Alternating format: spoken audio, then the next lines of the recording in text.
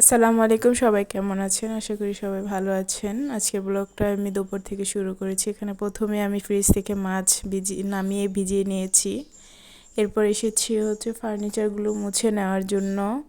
যেহেতু আমাদের বাসাটা রাস্তার পাশে, সেক্ষেত্রে প্রচুর পরিমাণে ধুলাবালি আসে। প্রতিদিন আমাকে এগুলো মোছামুছি করতে হয়। প্রতিদিনই চেষ্টা করি আমি অল্প অল্প করে মুছে রাখার জন্য, নয়তো দেখা যায় প্রত্যেকটা ফার্নিচারের উপরে একদম সাদা হয়ে আছে ময়লায়।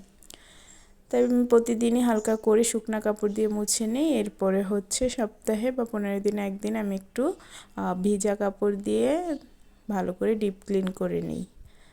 আমার সব কিছু মোছামুছি শেষ হয়ে গিয়েছে। এখন আমি রান্নার কাজে চলে এসেছি। এখানে আমি আজকে হচ্ছে আলু দিয়ে মাছ রান্না করব। রান্নাটা আজকে আমি ডিটেলস দেখাচ্ছি না, আমি এমনিতে একটু হালকা পাতলা দেখিয়ে নিচ্ছি। এরই মাঝে আবার আমি একটু শসা গাজর খেয়ে নিয়েছি।